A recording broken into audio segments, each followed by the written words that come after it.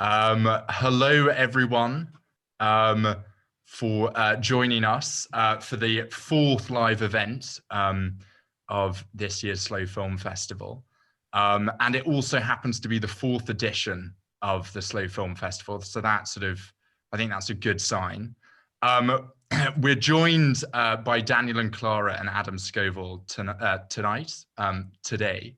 And just a bit about where the idea to do a moving image commission came from. And when we realized that we were going to have to do the film festival online, it felt very appropriate to try and get a filmmaker or an artist or two people as one artist to sort of arrive in Mayfield and make a work that was responding to Mayfield.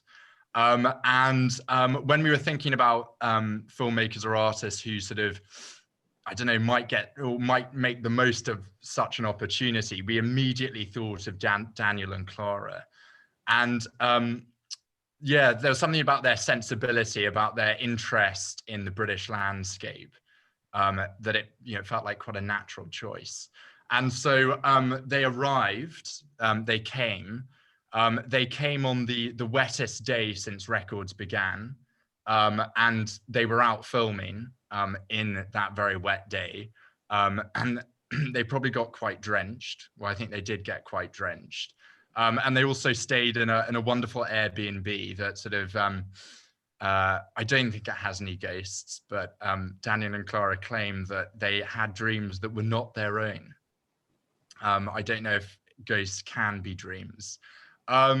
Anyway, and so they left the village with some footage and edited it together after lots of hard work. And you've just seen the results.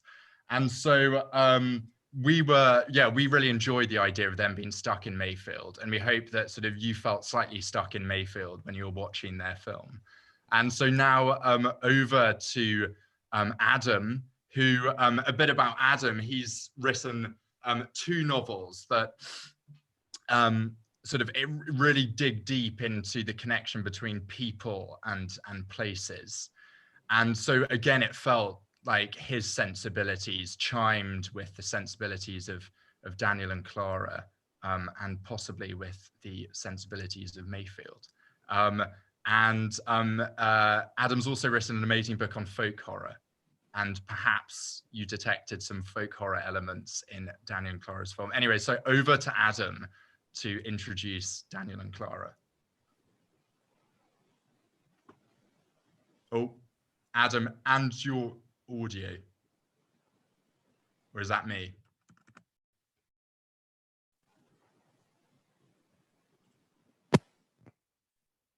Hello, can anyone hear me? Yep. Yeah, you're there now. There we go. Wonderful. Already a technical fiasco. Good afternoon, everyone.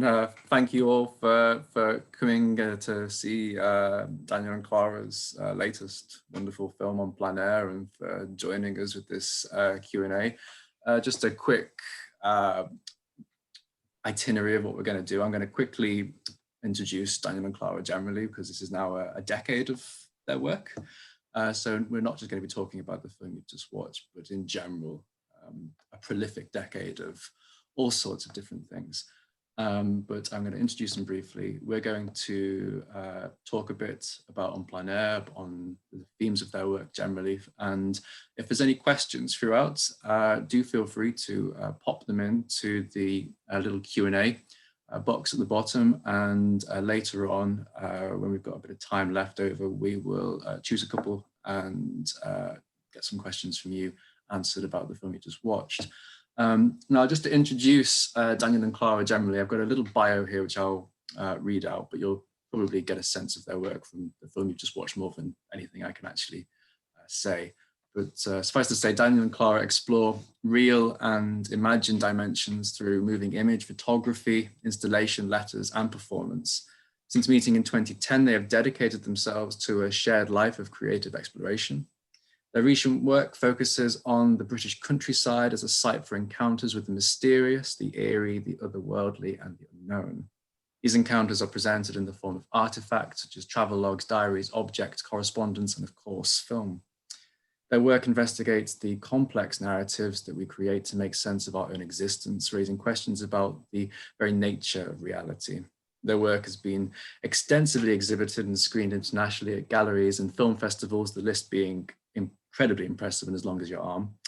In 2019, they launched the Moving Image Artists, or MIA, an organization dedicated to supporting and cultivating contemporary moving image art and experimental film.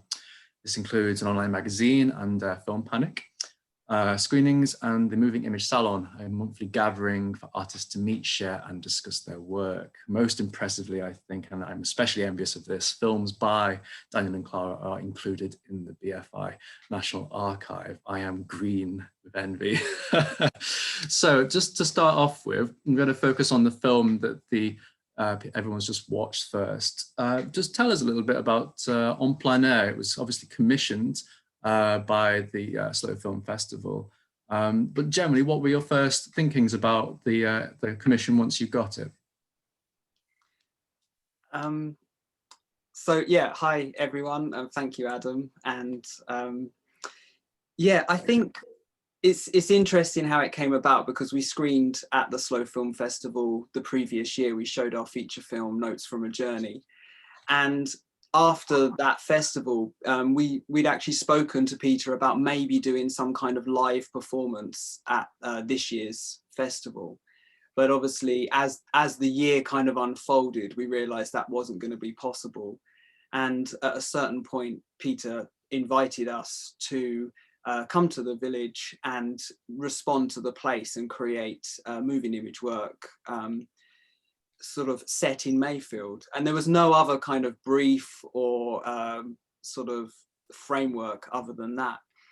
But we'd got to know Peter quite well over the year and had spent quite a lot of time together. And a lot of our time together was in London, and we'd sort of been spending a lot of time going around to galleries looking at painting, particularly sort of obsessing over landscape painting and the depictions of weather in painting. And we sort of went on a hunt looking for Constable paintings, every Constable painting we could find in London. And so we'd kind of been involved with sort of talking with Peter about weather and landscape. So when he invited us to make this film, a lot of those things were on our mind. To do with sort of how actually something that Peter proposes is that often landscape art, what's the sort of defining factor in the mood and the feeling of the landscape is actually dictated by the weather. And his proposal that actually landscape films are more frequently actually weather films. And we certainly took that on board fully with this project.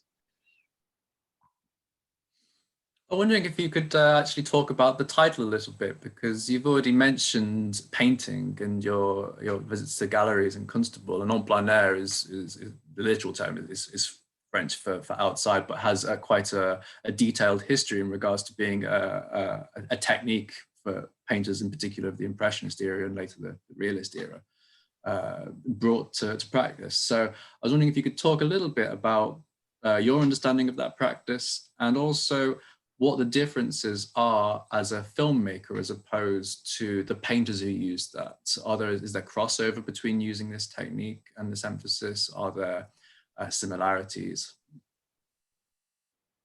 Yes, I think when we came to this title, it was definitely thinking about that tradition and that technique. And painting is a big influence for us in all our work, and different types of paintings and different moments of painting history. But more recently, we've been thinking a lot about obviously painting relating to landscape and the techniques that have sort of techniques and revelations that have come from that investigation.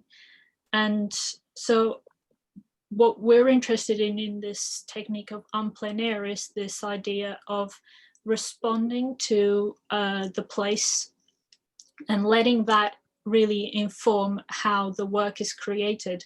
And what is interesting about that is that you have to take into account the psychological, which is one of the things that we're very interested in, and how the psychological really is a part of what we consider reality to be. And so one of the ways in which this is expressed in painting, I think, is how artists have sort of, through that investigation, led to becoming more and more aware of how each mark carries a kind of psychological kind of expression.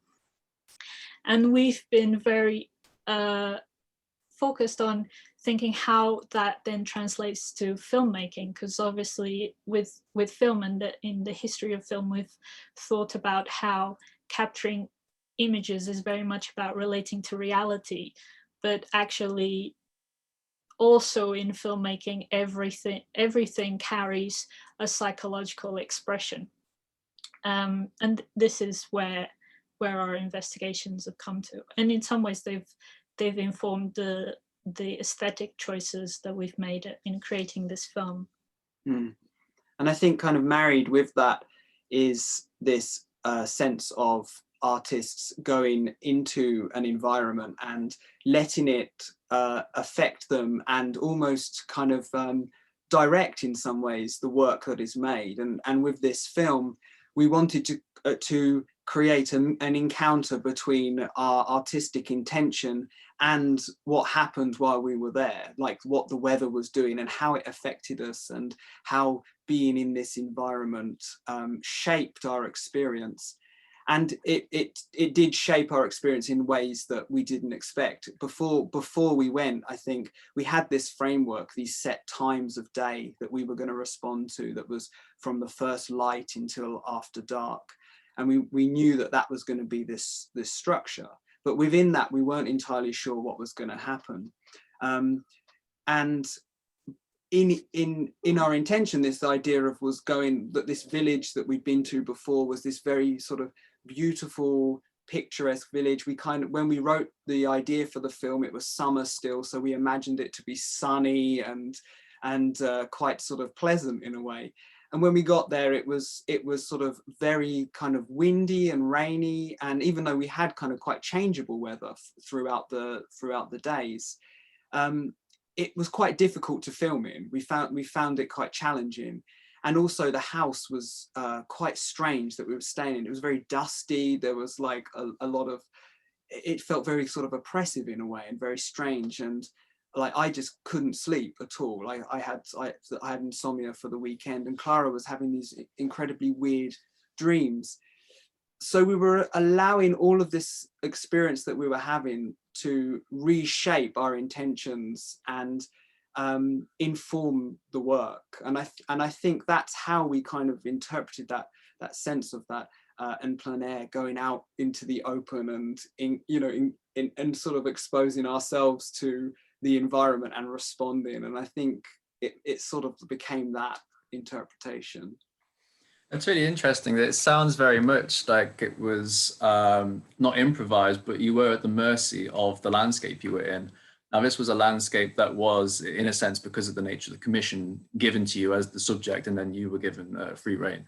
But landscape has played a pivotal role in a huge swath of your work generally. And not just in film either. I'm thinking of those wonderful Polaroids you've taken of the stones at Avebury, for example. Landscapes used to permeate a lot of your work. And I was wondering whether you could speak a little bit about your general relationship to landscape in your work, and whether being given a specific landscape rather than one that you've chosen yourself or one you found by accident made En Plein Air different to your other work or had similarities with it? Mm. Yeah, I think, I mean, the countryside has always been present throughout our work, but there was a long period where our work was primarily inward looking, and it was very much like the landscapes were depicted in a more mythical sense, and they weren't necessarily, even though we were using real places, they were more symbolic of a kind of landscape. And I think something happened, and actually it happened when we visited Avebury. At that point, we were still living in Portugal. We lived in Portugal for 6 years. And in that time, we were working on this sort of very introvert work, which was very much about a psychological investigation, an investigation of the image and symbolism, and it was very inward looking. But we took a trip to the UK and we did a two-week tour where we were showing our work around the UK. And while we were traveling around, we were shooting footage, which the footage eventually became our film Notes from a Journey. But when we visited Avebury, something changed for us. Our inward look suddenly moved out. We realized that we wanted to kind of create a different kind of work. And from that point onwards, landscape has become the primary subject in a way.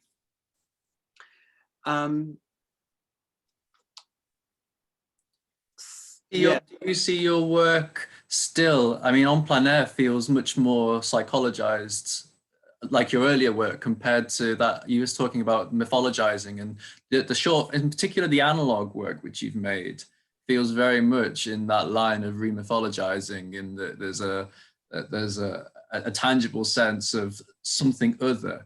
But this one actually felt very much more like a psychological interrogation rather than a mythological one. And I think actually whether it was a difference in medium perhaps, or whether it was actually just a natural response to the landscape that you were given as a subject to psychologize it rather than remythologize it in a sort of Derek Jarman Journey to Avebury sort of way. I think the way that we see mythology and psychology is very much connected. I think in some ways mythology could almost, it's a part of psychology, and it's speaking to different levels of consciousness, also different levels of image, of symbol. And one of the ways in which En Plein Air is different to maybe some of the other work is this focus on a time frame, that it's set over a single day, and each scene in a way is focusing on a moment.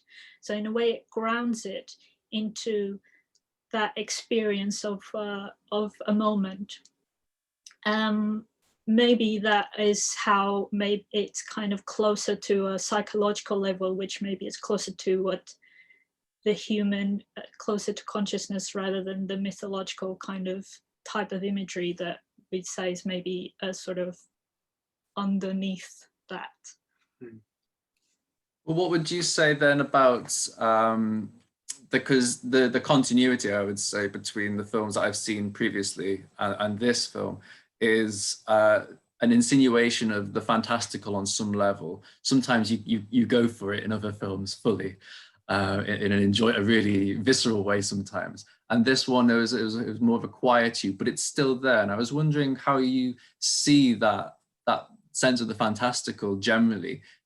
Was it more pared down as a natural reaction to your relationship to that landscape, or was it just something intuitive to do with this film, to rein it in just a little bit in terms of those more pulpy elements? I mean, I think it is intuitive, and I mean, it's just so all the films are so close to our experience, whether the film is sort of more on the level of a kind of artifice, as some of our earlier work is, where it's clearly like almost a piece of theatre, or whether it's kind of more closer to something that appears as a document. They're kind of the same thing in our personal relationship to them. We're always dealing with something. We're always trying to kind of express our experience of reality, and in the way that it feels most kind of truthful at that moment. And I feel like with this film, and maybe what you're kind of asking is sort of what our relationship is to Mayfield, and how that maybe has impacted on us. I think it's very much sort of under the spell of this year, this strange year as well, and there's this anxiety that is there, and that actually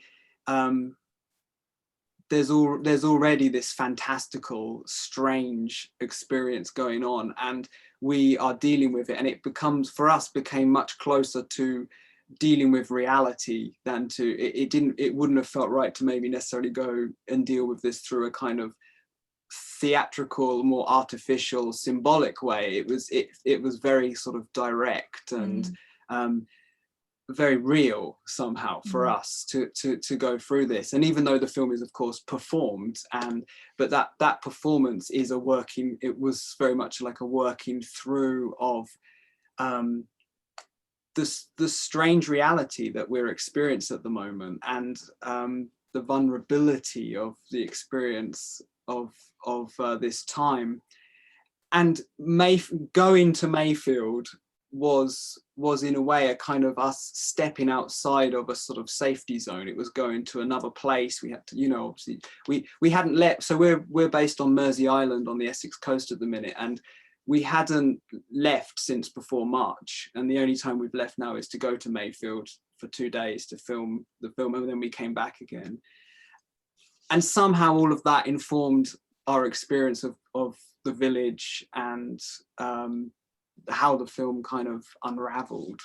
I was going to ask actually, because you've mentioned now a few times that this year has seeped into it, in a sense, the strangeness of this year, and yet the strangeness of this year is almost the total opposite to a concept like En Plein Air, because we're locked in. We're having to do this not in person like the festival was last year, for example, and yet that strangeness is still there. But obviously it's not just to do with space, because your film is vibrantly outside. It's responding to a landscape. As you say, it was the first time that you had gone out of I presume your quarantine zone or whatever it is.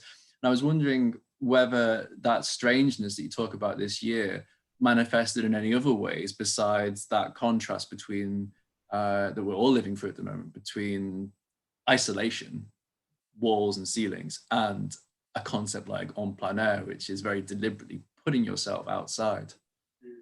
I think it is in the way where it's about opening and being exposed in a way. I think the experience of this year, not just of being confined, but actually realizing that all of us as humans, you know, we are biological creatures. We are exposed to forces completely outside of our control. And we have this idea that, you know, things operate like this and reality is this, and an expectation of how life should be. But then there are these forces that just come in and everything can change. And then your own perception of who and what you are as a human has to change and adapt too. I think, this idea of En Plein Air as well, that maybe that's why it felt kind of so important or so right at this time, is to say, here we are, you know, in some ways kind of exposed to all the elements and all to the unknown forces that affect us. There's something else about that as well, in terms of the duration. We'll get onto the durational aspect in a minute, especially in regards to this being the slow film festival, and slow cinema is all about duration on some level. But what you were saying sounded almost ritualistic as well, in a sense. And what's interesting is about your practice generally is that I get the impression that even though there are some ritualistic images on screen sometimes, but the actual process itself of making your films is often in itself a ritual. And I actually felt that very much with this film, especially in the way that the fragments build up naturally across the day, even though obviously a day passing is very natural. I was wondering how you saw this film and also your general practice in ritualistic terms. Do you play to that a little bit, or is it just something that comes naturally with your way of making films? I think when we make work, we want to confront ourselves with our limitations, psychological limitations, and try to push ourselves, try to know ourselves better, to go deeper, to create an opportunity where we can be transformed. And I think we've sort of looked at ritual, and we've sort of thought about ritual a lot over the years, and found our kind of own sort of ways of approaching making work, which we can kind of do that. And I think actually one of the things is using ourselves in the work, which we didn't at first. Early on, you know, we would sort of be there on the fringes of films. We might appear in sort of the odd scene or something, but we were often working with performers. But more recently, it's become necessary that we are in the work, and that sort of separation between us and the work has disintegrated. And I think it's because that then makes them, I think, in some ways more ritualistic, because we are fully going through the motions of the performance on screen ourselves, and that somehow enables us to fully experience and fully understand the experience on a bodily level, and sort of reflect on that and incorporate that and use that to kind of move us forwards on this journey that we're on. And this was a very literal journey from what you were saying, in that you left your where you're living for the first time since lockdown to make this. And we've already heard a little bit about your experience of actually making this, and it does sound very much in the sort of realm of M.R. James and Whistle I'll Come to You, and staying somewhere that is a little bit eerie and haunting. But actually to move away from this now, as this is the Slow Film Festival, and I am very interested in particular in slow cinema as a concept and ideal. Now, slow cinema, obviously, in its predominant iteration that we talk about today, is very long. Long takes. And I was wondering, considering that the film that people have just watched is a short film, and that your work is often short form in general, I was wondering how you saw your work, if at all, in the parameters and the guises of what we now call slow cinema, and whether you did actually at all. Well, I don't know, actually. We don't necessarily think of the work as slow cinema. We're not experts in that field, and I think, you know, it'd be interesting to hear what the experts of slow cinema that are part of this festival, also how they see what it relates. But I think one of the things that we're very interested in is that the films are an experience that the audience encounters and goes through, and it's always been important to us to give time for people to have an experience, to be able to engage. And somehow duration seems to be very important for that. Sometimes there's certain things that can't happen if you don't give things enough time. But I think in terms of how this then is created technically, it doesn't always need to be with you know, very long shots or just looking at one thing. That can be one of the ways in which that is achieved, but not always necessarily. So it's, you know, I think it's a very interesting question. I think it's, in some ways, it's surprising to find our work shown for, you know, again in this context of the Slow Film Festival. But I think it's, what's interesting is we're certainly not making slow films in the kind of pure sense of it, but maybe by being on the edge of something that's about duration, about time, the experience of time, there's a dialogue that can happen between the pure slow cinema and our work, which is, I don't know how it would be categorized. But I think there's two things to say on that. I think the first thing to say is that whereas in, I don't want to say cliched slow cinema, but in the general films that come under the banner, the duration seems to happen for the audience in the way that the film's put together, and in particular the length. Whereas even just describing the way you made this film, the duration seems to be emphasized with your making of the film.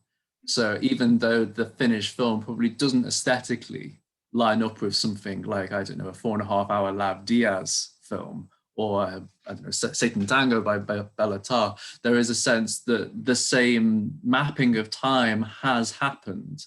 And I think even if we didn't know that this was filmed over 24 hours or that period of the day, I think it's there. It's there in the film. And even with the grammatical cuts and the blank screen, it's there. So there's that to say. And there's also the other thing to say, which is there's a lot of crossover in slow cinema ideas with Deleuze. And in particular, that shift that Deleuze talks about between the movement image and the time image. And I think your work actually has quite a lot to relate to in regards to the time image, that sense of that Tarkovskyism of sculpting in time. And I get that impression a lot in your work. I was wondering whether there was some sort of influence there from filmmakers like Tarkovsky, where there is a sense that time is being mapped and the image is not just there to show movement or progression, but is actually mapping time, even if it's not for the sort of lengths that we usually associate with slow cinema. I don't think we've thought about it necessarily in that way. I think it's very much for us about an experience that we have that then is poetically constructed into a motion picture. And we want it to be a first person experience for the viewer as well. So we're very aware that we're not simply creating a documentary. We're not trying to sort of create a document to tell them what we did. We want to create something that appears as an artifact, but also is an experience for people. And we want to give space for the viewer to have their own first person encounter with the film. So it doesn't just become them observing a film about something that happened to us, but actually they have their own experience while they're watching the film. They'll have their own thoughts and feelings that they hopefully will be conscious of or can become conscious of sort of as they encounter our images. So for us, I mean, we very much think of films as an experience, and the films that we like, we would probably describe in that way. I mean, we like Tarkovsky, but I wouldn't say that he was necessarily a big influence. I think in that kind of realm, I think people more like Marguerite Duras is one of our favorite filmmakers. And I think even though our work doesn't necessarily look like her films, I think something of her understanding and construction of cinema, we get really excited by and feel some connection to, even though it might not be immediately apparent, because especially as hers are very word heavy. And I was going to say that's the dramatic difference between that example and yours, is that yours are pure imagery and sound a lot of the time. Not always. I mean, there's that wonderful documentary I watched not long ago about Laura Mulvey, and it's got Dr. Amy Cutler smoking a cigar and discussing film theory. But generally, that would be the difference. You mentioned Duras, and Duras is, as you say, I mean, she's a novelist first and foremost. But you keep mentioning artifacts, and I know that we've discussed your multimedia aspect as artists, and it seems to be that the other films do have artifacts that go with them, physical artifacts, whether they be bits and bobs, Polaroids and objects. And I was wondering whether there were any artifacts from this film, this project, which we don't know about, which you've made, or even in the process of making, or is it just this? Is it a standalone? Is this the film? Is this contained? Yeah, at the moment, I think it exists as it is. I mean, it's also very strange for us at the minute because we've literally just finished it, so we're still processing what we've created, and actually it does take time for us. I think sometimes it's only a year after we finish a film, sometimes even longer, that we really kind of make sense of what it's really about. And I think, anything we say now, it's kind of, and it's probably apparent from the way we're talking, that we're sort of still on that exploration. We're still trying to make sense of it. And it's been really interesting over the last sort of 24 hours. The people have been sending us messages with their reactions to the film, and seeing that, this is, like how people are reading it, how people are feeling about it, and what it's activating in their imaginations as they watch it. So it's very new still, and it's really interesting for us. I mean, we haven't talked about any extending it necessarily in any way, or any sort of artifacts, I don't think. But yeah, in a sense, I mean, in a sense, the film itself is an artifact already, but often these things take time as well, and it could be that in a few months' time something more kind of comes out of it. But our process kind of takes time in that way as well. It feels very much lived in your practice, and it feels very much from what you said like it's still ongoing, especially in how you interpret your own work.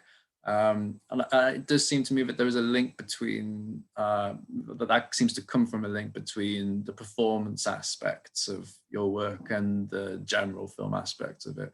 And I wonder whether you could talk a little bit actually about that relationship, which to me, I'm a filmmaker, and my films are very strict and rigid in that sense. That sense of performance isn't there outside of actors, if I use actors at all.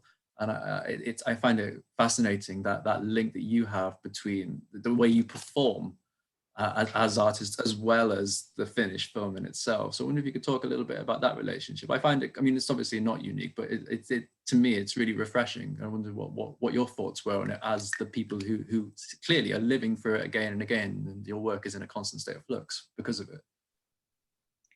I think it was, it's just realizing that there is no difference between the work and our life, and accepting that and letting that manifest in different ways. And not shying away from it either, when we kind of realized that actually probably for all artists that's the case, that the work is an extension of them, but we wanted to go deeper into that, and we made a commitment to just go as far as we possibly could. And I think this happened at the very beginning in some ways, and it's just increased and increased as we've gone on over the 10 years that we've been collaborating. That's interesting, and I thought that was going to be something along the lines of what you would say, because I think even then it's still it comes across in the work itself that there is a fluctuation within it, and in the end bringing it back around to where we began, that does seem to me to be a very natural response to working with landscape. And obviously this film is, as you say, was a reactionary on the cover to what was happening in that landscape in terms of weather. And so I think I'll conclude by actually asking you specifically about the weather. And I mean, it's not, I mean, any work that features landscapes is going to be looking at weather in some sense because you're outside, and obviously weather's inescapable, but it's there in a lot of your work in different ways. And I was wondering how you saw weather and landscape in your work together, and whether this film actually shifts the emphasis more onto it because you are having to live with it so up close, if you like. Well, I think maybe it's like we said at the beginning, because of our, in some ways, because of our conversations with Peter over the year, and that we've been more attentive and thinking more about how that particular influence kind of affects how the film is created, or becomes an element that, you know, produces the film in the same way as us. Whereas it always was there in maybe previous works more as a character on the same level maybe as other elements of the film. In some ways that's how we used to think about it. Yeah. And I think also, like, we felt like we were stripping away other elements that might normally be in the film, and zooming in on the weather a lot with this film, and almost in our performances, in our encounters with the environment, we were imagining and trying to experience what it would be like if the other things that are going on inside the human, as they are in reality in the world, were toned down, and the experience of light and times of day and weather was kind of turned up. So that becomes on a higher frequency to the normal things that are on a higher frequency. Usually, you know, people kind of observe the weather and are affected by it, but we wanted to kind of zoom in on that and really understand how are we psychologically affected by, you know, the rain hammering against the window, or the wind sort of blowing around our necks and on our faces, and what's, you know, what kind of effect does that have on the human? and also like how we feel when the sun comes up and it starts to get light, or you know, when it goes down, what's that really like when we zoom in on that experience. And I think yeah, I think that's kind of where we were. I suppose zooming in on those experiences at the moment feels far more poignant in some regards than perhaps it would normally as well, because they're things that feel very much nowhere near as tangible as they did before sort of our lockdowns. I know we're looking at going into another one this week, so I was going to end before we open up questions to the viewers. What other projects you have? You mentioned that this one was very much still fermenting, even though it's just been viewed. I was wondering what the next stage was for this project, and whether you had any other projects on the go, and how they are again responding to this very strange year, if they are at all. Maybe they might just be a total escape from it, which would be totally understandable. Well, at the moment, because November is sort of marks the 10 years since we sort of began our collaboration, we're sort of spending the next month putting a lot of time onto publishing sort of articles and doing some events to mark this occasion. And this sort of has become obviously an opportunity for us to sort of look back and try and sort of reflect on what we've been doing for the last 10 years and everything that's happened.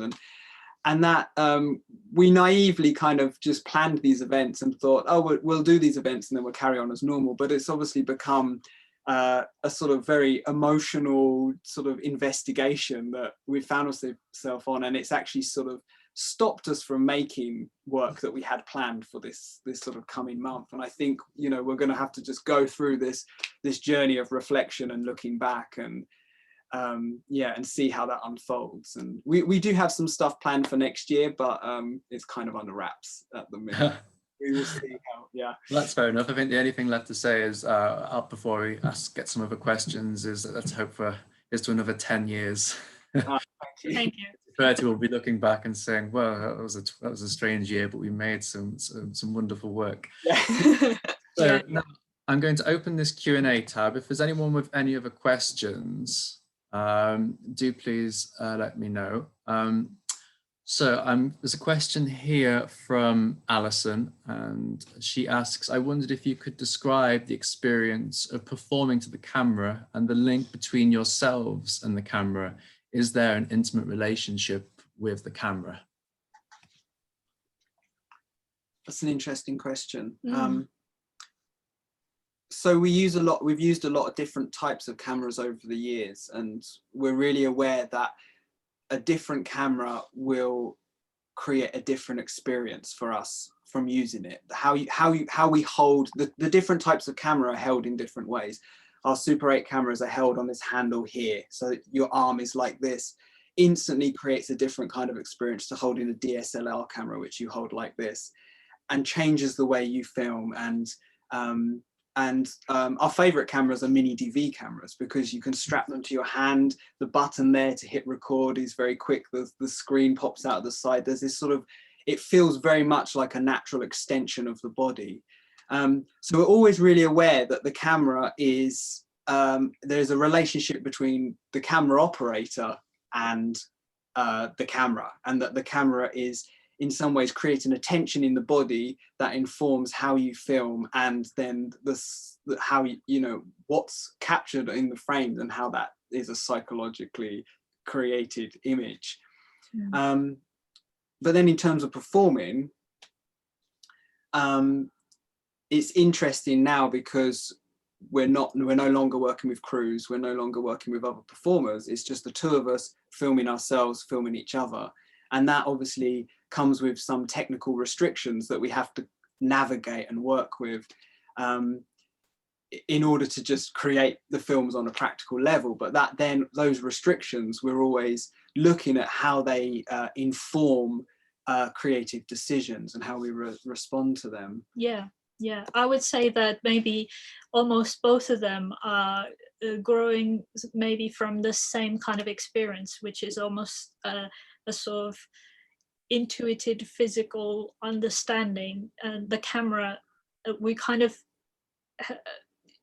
the way that we use each of these cameras, it helps us intuitively and physically kind of understand what the film is. And when we're performing, it's a very similar kind of experience, that it's somehow through physicality and intuition that the film manifests, and it's something that can't be this, we just know when it's working and when it's not. Thank you for that. I hope that's answered your question, Alison. We've got another one from Sean Vickery. Weather is a manifestation of climate, and we are currently living through a time of climate breakdown. Did these anxieties influence your film at all?